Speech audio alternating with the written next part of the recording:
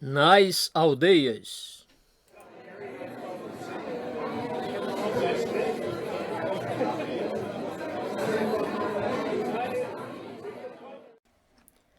Tendo eles, pois, testificado e falado a palavra do Senhor, voltaram para Jerusalém e em muitas aldeias dos samaritanos anunciaram o Evangelho. Atos 8, 25. O versículo 25 vem no fim da narrativa feita sobre como o Evangelho de Jesus Cristo começou a propagar-se de Jerusalém por toda a Judéia e, finalmente, a esta região dos samaritanos. Estivemos enganjados por algum tempo na consideração deste período de história interessante e encontramos coisas espantosas, a história do feiticeiro Simão, inclusive. E então chegamos a este versículo 25, que ora vamos examinar. Bem, visto superficialmente, este versículo é uma declaração que parece apenas uma espécie de epílogo desta porção de história. Parece que não há nada de especial nela, nada de particular interesse ou significação. Simplesmente parece que Lucas, o autor deste livro, como bom historiador, está dando um belo fecho à narrativa. Ele nos dissera que estes dois apóstolos tinham sido enviados de Jerusalém a Samaria pelos outros apóstolos, e depois, tendo-nos contado o que eles fizeram lá, diz: então, depois disso, voltaram para Jerusalém. É o que sentimos quando lemos este versículo de maneira mais ou menos superficial. Todavia, quero mostrar-lhes que, se fizermos isso, perderemos algo de grande interesse e de verdadeira e real significação, especialmente numa noite como esta, a véspera do Natal. Pois ele constitui uma típica declaração cristã que nos lembra os aspectos mais gloriosos da nossa fé cristã. Isso transparece, parece-me, no que nos é dito sobre a ação destes apóstolos. Pedro e João eram dois dos principais apóstolos e, contudo, tendo terminado o trabalho que tinham ido realizar na cidade de Samaria, não foram imediatamente para Jerusalém, seu quartel-general. Não, em vez disso, em muitas aldeias dos samaritanos anunciaram o Evangelho. É uma declaração estonteante. O que eles fizeram é tão diferente do pensamento e das ações do mundo, tão diferente do que o mundo espera, que nos dá uma mensagem sumamente importante. Claro está que o mundo espera que aconteçam grandes coisas com os grandes vultos e com grandes cidades. Não se interessa por aldeias e por gente comum. Examine sua história.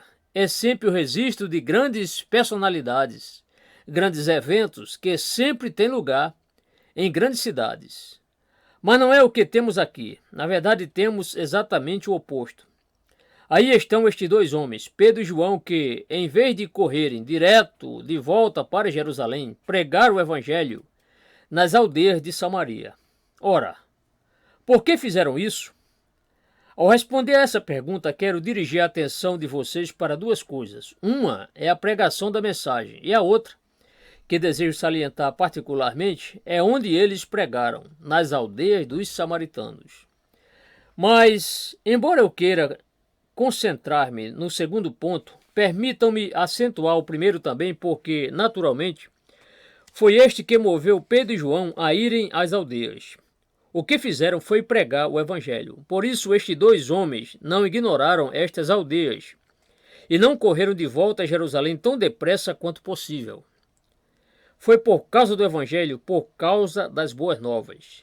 Diz-nos o texto: tendo eles, pois, testificado e falado a palavra do Senhor, isto é, na cidade na qual Filipe estivera pregando, em muitas aldeias dos samaritanos anunciaram o Evangelho.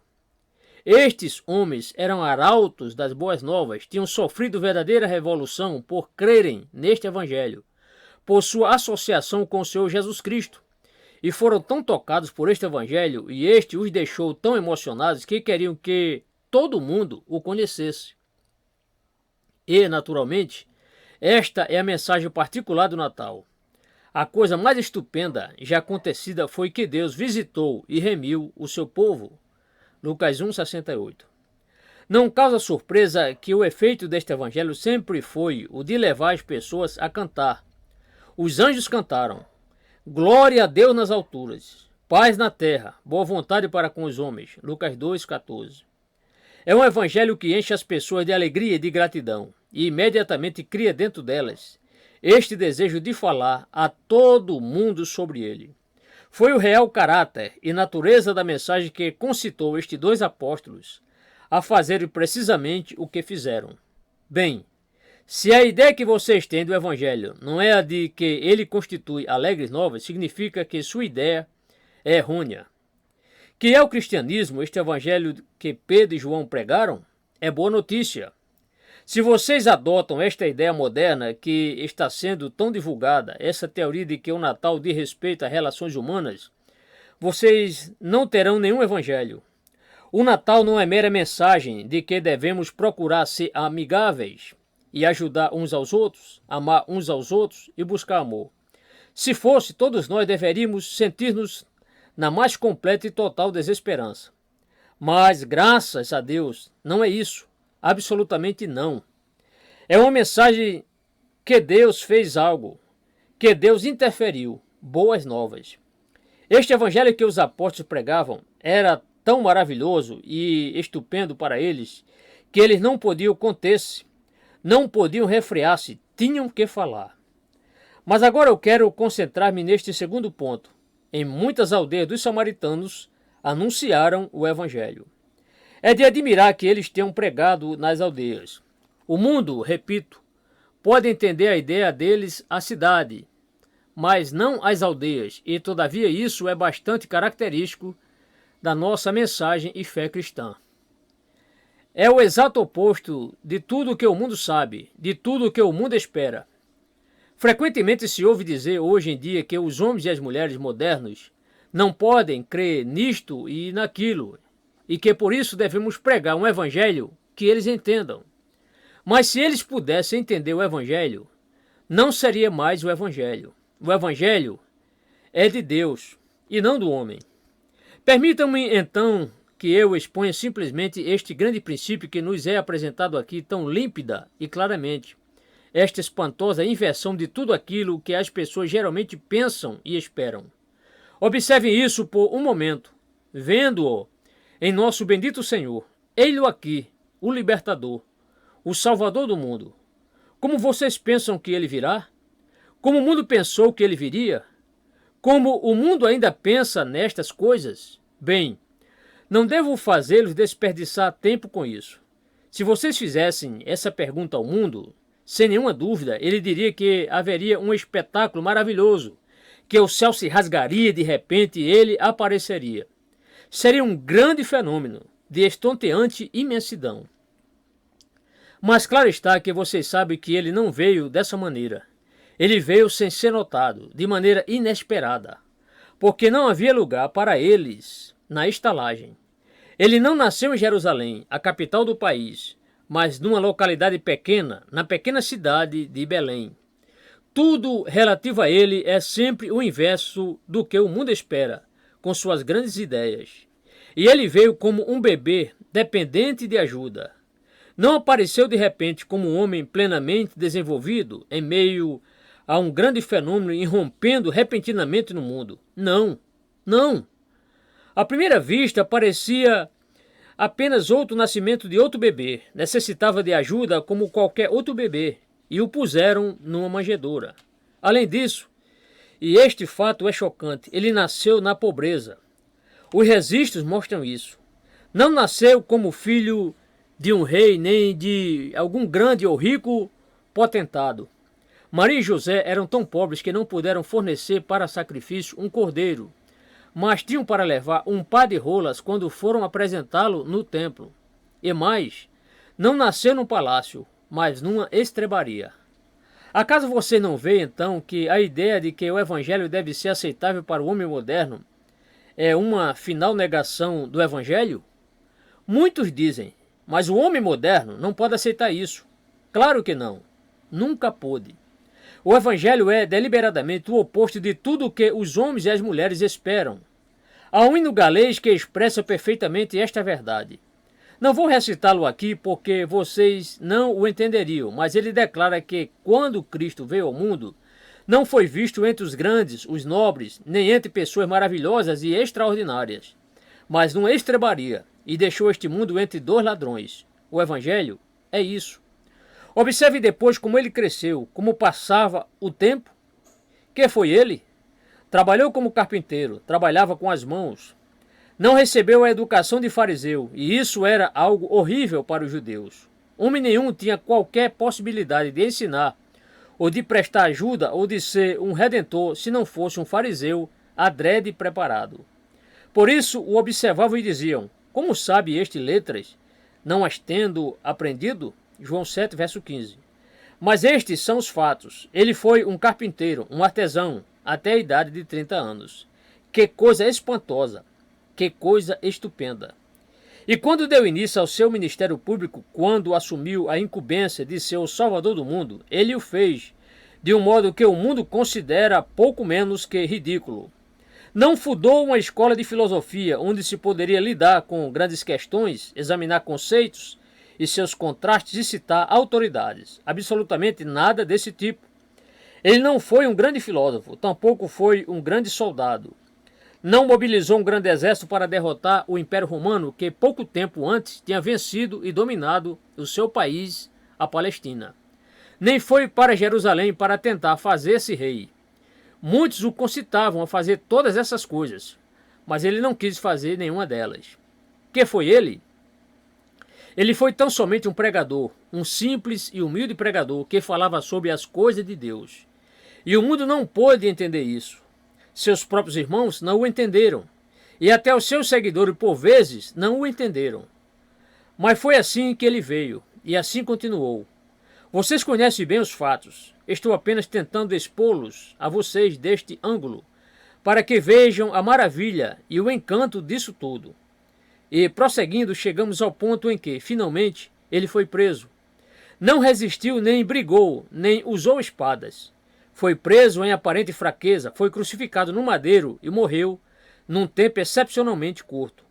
Morreu tão rapidamente que os soldados não puderam acreditar na evidência dos seus próprios olhos. A crucificação é um modo muito lento de morte, e, contudo, de repente, ele morreu. Em tudo, desde o seu nascimento até a sua morte, ele foi o inverso de tudo o que o mundo, em sua sabedoria, sempre esperou. E aqui, agora, neste capítulo, vemos este mesmo princípio, este mesmo elemento surpreendente que aparece em tudo o que diz respeito a ele. Mas depois examine outro ponto. Examine as pessoas entre as quais ele trabalhou e entre as quais ele ainda trabalha. Quando estes 12 grandes apóstolos pregaram a estes aldeães comuns, só estavam fazendo o que o seu Senhor, mestre, tinha feito antes dele e os tinha ensinado a fazer. Isso é simplesmente típico do seu modo de agir. Alguma vez vocês consideraram isso? Observe sua mãe, Maria. Quem era ela? Nada. Naturalmente, se vocês rastrearem sua genealogia, chegarão a grandes vultos. Mas ela mesma não era grande, era tão somente uma virgem simples. Foi decisão de Deus que quando seu filho viesse ao mundo, não nascesse de uma grande rainha ou de alguma grande personagem, mas de uma humilde jovem hebreia. E o registro continua. O nascimento do Filho de Deus neste mundo foi a coisa mais estonteante, admirável e estupenda que já aconteceu. Quais foram as primeiras pessoas a quem foi comunicado o fato? Vocês sabem a resposta, não sabem? Não foi aos membros do Sinédrio, não foi aos fariseus, aos escribas, aos doutores da lei, aos saduceus, a nenhum dos grandes filósofos da Grécia, nem ao imperador de Roma. A quem foi feito o anúncio? A pastores que vigiavam de noite os seus rebanhos. Naqueles dias, a ocupação de pastor de ovelhas era uma das mais humildes. Não era nem uma ocupação respeitável. Agora é. Alguns dos melhores homens que já conheci foram pastores, mas aqueles dias no passado, esse não era o caso. Não obstante, o anúncio feito pelo anjo vindo da glória foi para pastores que vigiaram seus rebanhos de noite. Oh, que evangelho! E quão loucos são aqueles que se chamam cristãos, todavia pensam em termos mundanos e dizem que as pessoas modernas têm que compreender isso. Eu reitero que se vocês começarem com este postulado, estão negando o evangelho em sua inteireza. O que aconteceu é o inverso de tudo jamais conhecido. os pastores. Chegou então a hora em que o nosso Senhor começou o seu ministério público e ele precisava de ajudantes e assistentes, homens que ele pudesse enviar com sua grande mensagem anunciando que ele tinha vindo ao mundo como libertador. Esta foi a incumbência mais importante já dada a seres humanos. E então, que ele escolheu como seus discípulos? Bem, imagine que ele agora iria averiguar as academias e os pórticos da Grécia e tomar para si os filósofos em formação ou já estabelecidos. Ou mandaria uma mensagem a Roma para conseguir alguns dos grandes senadores ou oradores. Ou iria a Jerusalém e escolheria os fariseus mais importantes e as maiores autoridades na lei. Nada desse tipo. Ele arrebanhou pescadores que lavavam suas redes e que trabalhavam com seu pai nos barcos. Segue-me, dizia a um e a outro. Ele observou um funcionário da coletoria, outra profissão desprezada, o coletor chamado Mateus, assentado na alfândega. Segue-me, disse ele. Estes foram os homens que ele escolheu, não os grandes, não os poderosos, não os cultos, não, estes homens. Por certo você se lembra de como os membros do Sinédrio descreveram estes apóstolos mais tarde, quando os prenderam. Referiram-se a eles como homens sem letras e indoutos, Atos 4, verso 13. Mas foram estes os homens aos quais ele convidou a sua mensagem. Você pensaria em mandar uma mensagem a este grande mundo, com todo o seu saber, sofisticação e cultura, por meio de homens como estes? Seria loucura. Aí está. Esta é a loucura de Deus. Estas são as pessoas entre as quais ele sempre trabalhou. Permitam-me agora dar-lhes outro exemplo, um notável exemplo que o nosso Senhor assinala para nós. Examine a conhecida narrativa sobre João o Batista na prisão. João estava um tanto preocupado acerca da identidade de Jesus de Nazaré.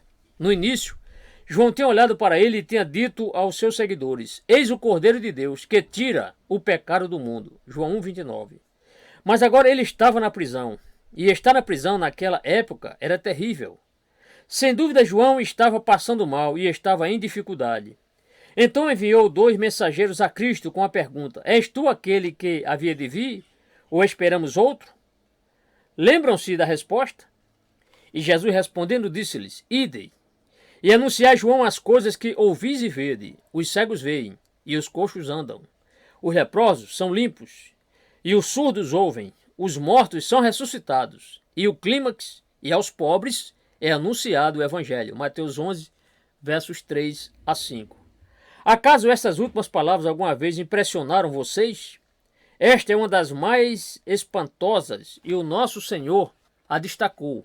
Aos pobres é anunciado o Evangelho. Ele o fez porque é isso que separa e distingue este Evangelho de todos os demais ensinos conhecidos pela raça humana. Sempre o fez e ainda o faz. A filosofia não tem nada para oferecer aos pobres, absolutamente nada. Vocês não poderão entender a filosofia se não receberem instrução para isso. Ponha um filósofo para falar ao povo comum, e ele não terá nada para lhes dizer. Não poderá baixar ao seu nível. É preciso ter esta almejada instrução ou cultura para poder apreciar o que ele diz. Na verdade, os fariseus também não tinham nada para dar aos pobres. Mas aqui está alguém que tem. O povo comum o ouvia alegremente. Marcos 12:37. Ele foi o primeiro que pôde falar ao povo comum e o fez. Portanto, Pedro e João aqui em Samaria só estavam repetindo o que o seu bendito Senhor e Mestre tinha feito antes deles.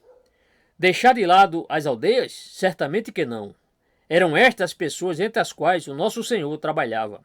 Posteriormente, o apóstolo Paulo, compreendendo a tremenda significação disso, expressa-o ao seu modo. Porque, vede, irmãos, a vossa vocação que não são muitos os sábios segundo a carne, nem muitos poderosos, nem muitos os nobres que são chamados. Mas Deus escolheu as coisas loucas deste mundo para confundir as sábias. E Deus escolheu as coisas fracas deste mundo para confundir as fortes.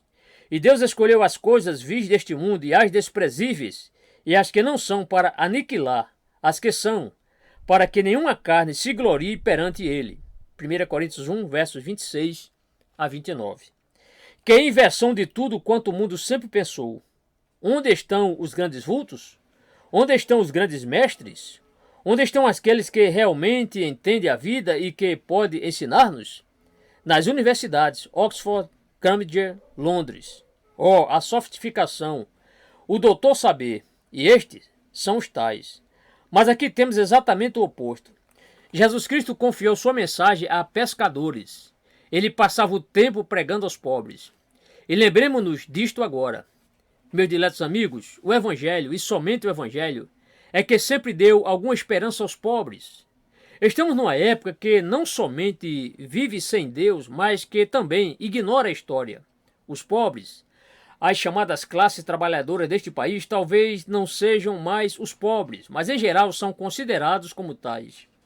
Já não se interessam pelo Evangelho, interessam-se pela política. Apartaram-se do Evangelho, não frequentam os locais de culto, mas o que eles ignoram é que todas as vantagens que eles desfrutam hoje chegaram a eles como fruto deste Evangelho. Procuremos lembrá-los disto, que os primeiros esforços por algum tipo de socorro legal aos pobres neste país foram feitos pela Igreja Cristã. Não foi o Estado que lhe deu início, nem o parlamento. Foi a Igreja que sempre cuidou dos pobres, foi a Igreja que sempre ensinou os ignorantes e iniciou escolas. Fez isso nos primeiros dias da fé cristã, e daí por diante sempre vem fazendo isso. E não somente neste país, observe também outros países. Quem é que tem levado conhecimento, socorro médico, instrução e informação às raças atrasadas deste mundo, como são chamadas? O tempo todo a resposta é que foram os cristãos. Eu nunca ouvi falar de uma sociedade missionária fundada por humanistas ou por comunistas, ou por outros semelhantes a eles. Não, não. É a Igreja Cristã que sempre tem levado a mensagem às aldeias, aos desprezados, aos pobres e aos marginalizados. Aqui vemos Pedro e João enunciando na prática um dos mais grandiosos e gloriosos princípios relativos à nossa fé cristã. Mas agora eu chego a outro fator ainda mais específico em termos deste versículo 25. Observe os lugares nos quais o nosso Senhor sempre trabalhou. Quando os apóstolos, em muitas aldeias dos samaritanos, anunciaram o Evangelho, estavam apenas imitando o nosso bendito Senhor e Mestre. Alguma vez vocês estudaram isso por este ponto de vista?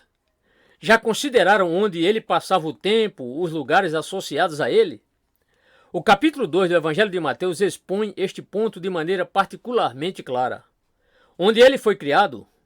Num lugar chamado Nazaré, outra aldeia. Eu fui tentado a pregar esta noite sobre justamente este tema, sobre Cristo e as aldeias. Aldeias. Jesus de Nazaré. É como ele era conhecido. Que tipo de lugar era Nazaré? Natanael citou um provérbio. Pode vir alguma coisa boa de Nazaré? João 1,46. Foi nesse lugar que ele foi criado, não em Jerusalém, mas em Nazaré. Então, onde o nosso Senhor passava a maior parte do tempo? Na Galiléia. Se vocês lerem pessoalmente os evangelhos, verão que isso inquietava muita gente. Muitos não podiam entender porque ele passava a maior parte do tempo na Galiléia. Esta ficava no norte do país, era na verdade chamada Galiléia dos Gentios. Estava situada nas fronteiras onde seu território ligava-se ao território de nações gentílicas. O fato é que os seus próprios irmãos o censuraram, dizendo com: que razão há no mundo para você não subir a Jerusalém? Quem quer tornar conhecido o seu ensino não passa o tempo aqui, na Galiléia, vai para o centro das coisas. É ali que os grandes eventos ocorreu, em Jerusalém. João 7, versos 3 a 5. Lemos que noutra ocasião alguns tentaram levá-lo à força para coroá-lo rei, mas ele livrou-se deles e retirou-se, ele só, para o monte. João 6, verso 15. Esse era o seu hábito. Era onde ele passava o tempo de que dispunha, na Galiléia dos gentios. E vejam vocês, o que foi verdadeiro sobre Jesus tem sido verdadeiro a respeito dos seus seguidores e do seu método de trabalho por meio deles. Ao voltarem para Jerusalém, Pedro e João estavam sendo dirigidos por ele, mediante o Espírito, e tinham captado o seu Espírito, como lhes vou mostrar. Por isso não passaram ao largo das aldeias, pararam lá e pregaram o Evangelho. E esta é uma das coisas mais espantosas, penso eu, que já aconteceram na história. Como foi que o cristianismo chegou primeiramente à Europa? Nesta ocasião, e mesmo depois, a Europa era o lugar mais importante. Roma era, afinal de contas, o grande centro do mundo. Tinha conquistado muitos outros países e Roma, a sede do governo imperial, está na Itália e a Itália na Europa. Mas como exatamente o Evangelho chegou à Europa? Que perfeita ilustração é isto deste nosso texto. A narrativa nos é feita no capítulo 16 de Atos. Paulo tinha chegado ao fim da linha em Troas, ou Troade. Ele tinha algumas ideias sobre seu próximo destino, queria ir para a Ásia e para a Bitínia, mas isso não lhe foi permitido. Atos 16, verso 7. E assim ele se vê em Troas, porto marítimo, e não pôde prosseguir. Foi para a cama confuso, sem entender o que Deus estava fazendo com ele. À noite teve uma visão. Um varão da Macedônia, e o texto nos diz que este varão da Macedônia lhe disse: passa a Macedônia e ajuda-nos. Atos 16, verso 9. Paulo reconheceu nessa visão o chamado de Deus para que cruzasse o mar e levasse o evangelho a este grande e superior continente da Europa. Agora então, eis aí o continente da filosofia, do direito romano e do governo de Roma, de todos os peritos, de todos os grandes vultos. Como hão de ser evangelizados? Bem, será que vocês não diriam logo que o caminho óbvio a seguir seria ir direto a Roma? Afinal, Roma era o centro. Ou se não for a Roma, em todo caso vocês começariam em Atenas, o centro intelectual e a sede dos filósofos. Mas não aconteceu nada disso. Paulo foi a um lugar chamado Filipos, e como que para sublinhar justamente este princípio que estamos considerando juntos, nem na cidade de Filipos o apóstolo pregou. Permita que eu leia isto para vocês. Se não virem a plena glória do evangelho aqui, vocês estão cegos. E navegando de Troas, fomos correndo em caminho direto para a Samotrácia. E no dia seguinte para Nápoles, e dali para Filipos, que é a primeira cidade desta parte da Macedônia. E é uma colônia, e estivemos alguns dias nesta cidade. E no dia de sábado saímos fora das portas para a beira do rio, onde julgávamos ter lugar para a oração, e assentando-nos. Atos 16, versos 11 a 13. Vocês veem o significado disso, não veem? Fora dos muros da cidade, um pequeno lugar ao lado do rio. Foi ali que o evangelho foi pregado pela primeira vez na Europa. E então, para aumentar o seu significado, observem o caráter da congregação. Vocês teriam antecipado, não teriam? Que a primeira coisa a fazer seria promover uma campanha preliminar de propaganda, especialmente enviando convites a todos os grandes filósofos e aos estadistas, e a todos os que realmente determinam o pensamento e o curso geral da história e do que acontece no mundo. Juntemo-los e dirijamos a eles a palavra. Mas não é isso que nos é dito. Falaram as mulheres que ali se ajuntaram. Atos 16, verso 13. Vocês conhecem a história da atitude dos homens para com as mulheres, não conhecem? As mulheres eram desprezadas por todas as nações. Somente os homens contavam. As mulheres não eram nada. Mas o evangelho foi pregado pela primeira vez na Europa. A mulheres numa diminuta reunião de oração, numa tarde de domingo, fora dos muros da cidade. Oh, que evangelho! Você não consegue enxergar isso? Aldeias, lugares desconhecidos, fora das cidades. E são esses os fatos através da longa história da igreja cristã e da propagação do evangelho daquela época em diante. Vocês já leram a história dos grandes avivamentos ocorridos na igreja? Bem, se já, quer dizer que leram muita coisa sobre aldeias. Os avivamentos não começam em grandes cidades, geralmente começam num lugar do qual nunca ninguém ouviu falar. Eu poderia citar-lhes inúmeros exemplos. Não começam nas catedrais, não começam nas cidades importantes, não começam com pessoas notáveis. Geralmente a história é sobre alguma pessoa ou sobre um grupo de pessoas desconhecidas, de alguma pequena vila ou de algum lugarejo que nem sequer consta nos mapas. E ali de repente desce o fogo de Deus. Daniel Holland vivia numa aldeola. Continua sendo uma aldeola. Howell Harris, em Treveca, que não passa de um vilarejo. Na Irlanda do Norte, em 1859, apenas 2 homens operários moradores de um lugar que não dá nem para chamar de lugarejo, e foi ali que começou um grande avivamento, e continua sendo assim, em aldeias. E agora quero anotar mais isto. Vejam como o nosso Senhor nos surpreende com o que Ele faz conosco.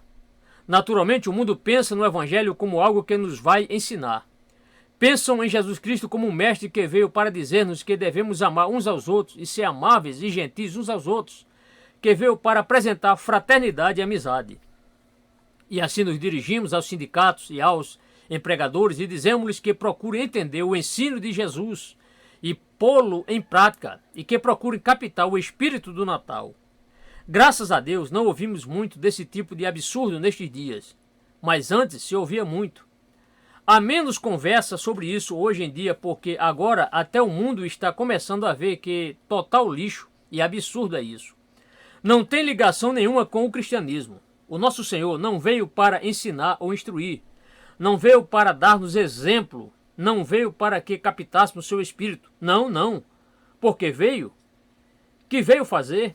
Veio transformar-nos completamente. Agora eu quero demonstrar isso para vocês. Aqui no capítulo 8 de Atos, é-me dito que Pedro e João, em vez de correrem de volta para Jerusalém, pregaram o evangelho em muitas aldeias dos samaritanos. Vocês querem saber o significado exato disso? Bem, ouçam o que lemos em Lucas capítulo 9. E aconteceu que, completando-se os dias para a sua assunção, manifestou o firme propósito de ir a Jerusalém. E mandou um mensageiro diante da sua face, e indo eles entraram numa aldeia de samaritanos, para lhe prepararem pousada. Mas não receberam, porque o seu aspecto era como de quem ia a Jerusalém. E os seus discípulos, Tiago e João, vendo isto, disseram: Senhor, queres que digamos que desça fogo do céu e os consuma, como Elias também fez? Voltando-se, porém, repreendeu-os e disse: Vós não sabeis de que espírito sois, porque o Filho do Homem não veio para destruir as almas, isto é, vidas dos homens, mas para salvá-las. E foram para outra aldeia. Lucas 9, versos 51 a 56. Vocês entendem? João estava com Tiago nessa ocasião, não com Pedro. E porque os samaritanos não o receberam, eles quiseram que toda a aldeia fosse destruída num grande incêndio vindo do céu. Era assim que João, como homem natural, antes do dia de Pentecoste, considerava os samaritanos. Mas aqui em Atos capítulo 8 temos a informação de que o mesmo João quis evangelizar os samaritanos e contar-lhes a história do evangelho. A mesma coisa se pode dizer de Pedro. Certamente vocês se lembram de como ele é retratado nas páginas dos 4 evangelhos. Mas vejam-no aqui, pronto, igualmente com João a pregar nas aldeias de Samaria. O que aconteceu com estes homens? Bem, eles tinham sido transformados absoluta e completamente. Antes eram típicos homens do mundo, e a sua atitude foi: estes samaritanos não querem receber-nos, esmaguemo-los, livremo-nos deles, apaguemo-los, destruamo-los. Mas agora evangelizemo-los, mostremos interesse por eles. Vocês veem a humildade destes homens? Naturalmente, os grandes homens do mundo não gastam tempo em cidadezinhas insignificantes. Só podem exercer suas funções em grandes cidades. Se houver algumas pessoas inferiores, enviemo-las às aldeias. Mas eis aqui 2 dos principais apóstolos, e eles dedicaram tempo para pregar nas aldeias.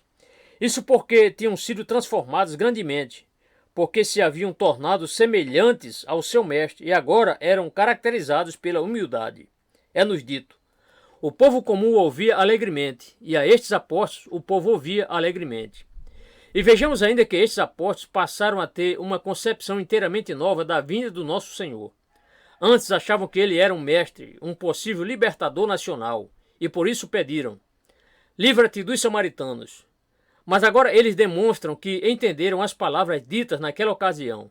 Vós não sabeis de que espírito sois, porque o Filho do Homem não veio para destruir as almas, isto é, as vidas dos homens, mas para salvá-las. Lucas 9, versos 55 e 56. E entenderam porque tinham sido batizados com o Espírito Santo. Já não eram os mesmos homens, passaram por uma revolução, tinham sido transformados completamente. E agora o amor de Deus fora derramado em seus corações, e eles estavam cheios de um caloroso amor por estas pessoas. O cristianismo é isso. O Filho de Deus não veio a este mundo meramente para nos dar exemplo. Graças a Deus que não. Não consigo seguir o exemplo de grandes homens, quanto menos o do Filho de Deus. Seu exemplo me condena mais do que qualquer outra coisa que eu conheço. Ele não veio meramente para me ensinar e me dizer que me impulsione, junte forças, me eleve e vença as minhas tentações. Oh, graças a Deus, não é isso que ele faz. Caso contrário, eu estaria condenado. Não, não. O Filho do Homem veio buscar e salvar o que se havia perdido. Lucas 19, verso 10. E Pedro e João agora tinham esta mensagem. Eles podiam dizer a estes samaritanos que eles poderiam ser salvos, que poderiam ser transformados e tornar-se novos homens e novas mulheres, cheios desta mesma glória. É isso, meu amigo. Esta é uma mensagem que é exatamente o oposto do que o mundo sempre espera. O mundo está disposto a ouvir Jesus, o Mestre, o exemplo, etc.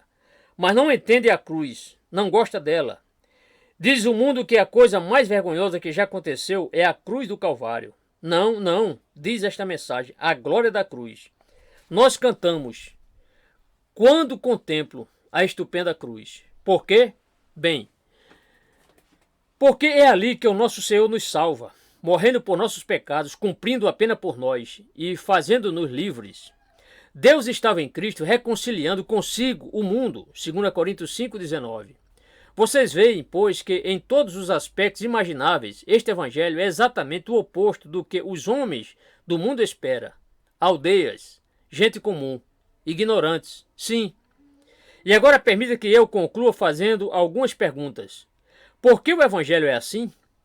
Qual a explicação do fato de que ele é precisamente como eu o tenho exposto a vocês?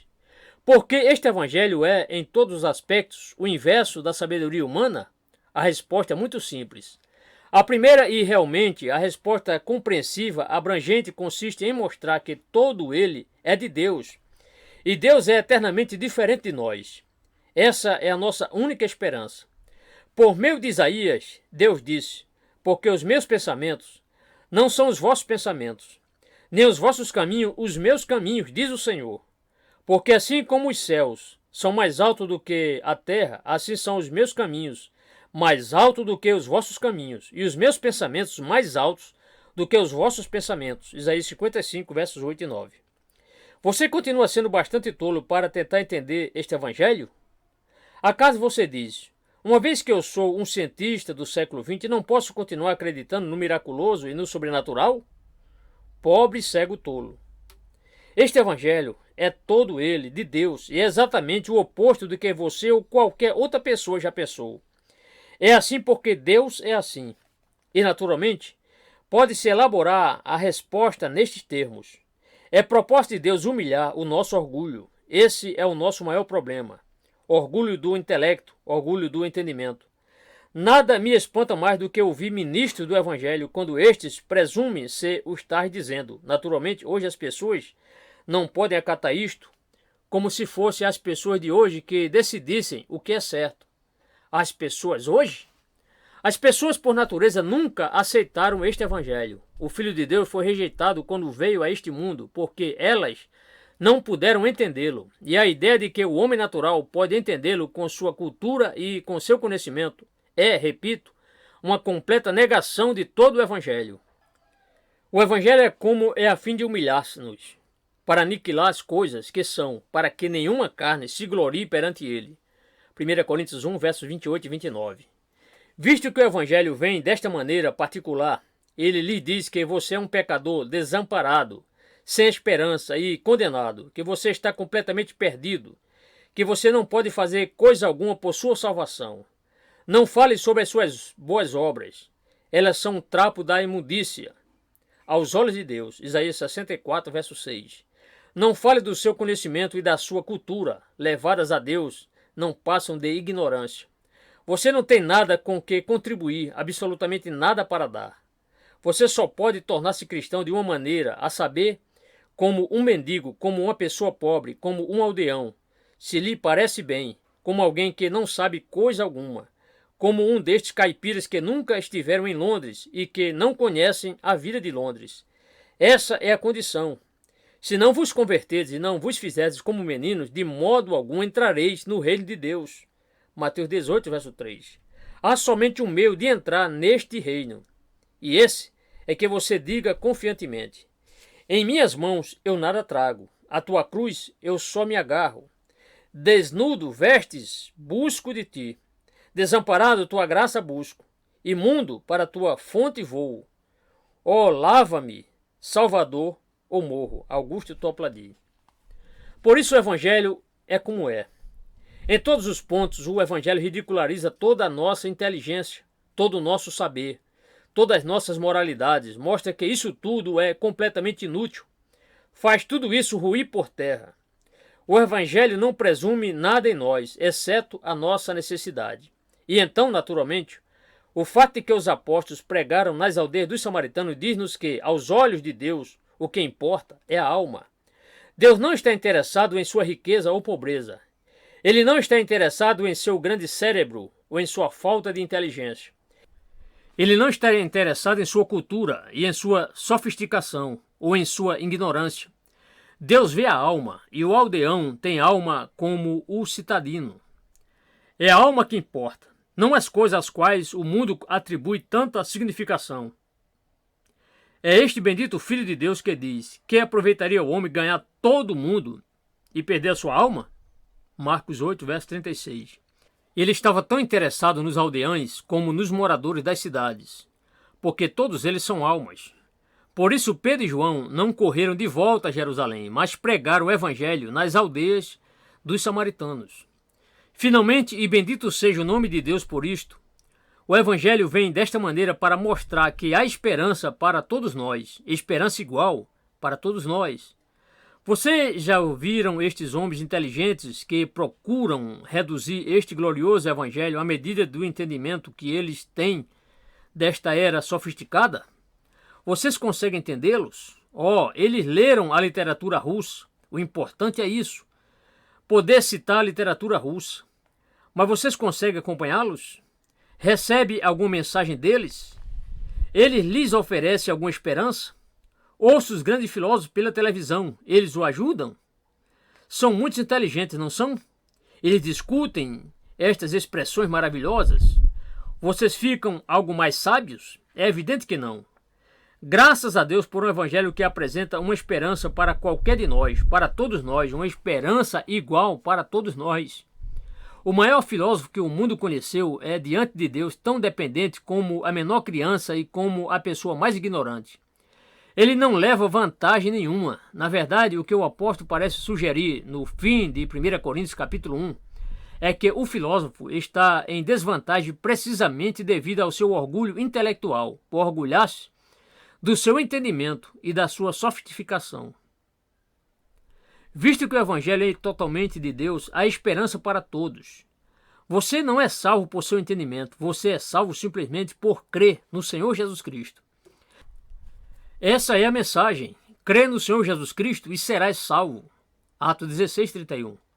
O evangelho não pede que você tenha entendimento, não pede que entenda os milagres, não pede que entenda o nascimento virginal, não pede que entenda a expiação nem nenhuma outra coisa. Tudo o que ele pede é que você enxergue a sua necessidade, a sua culpa, o aperto desesperado em que você está diante de Deus e que dê atenção àquele que o está chamando e lhe está dizendo: vinde a mim, todos que estáis cansados e oprimidos, e eu vos aliviarei. Mateus 11, 28.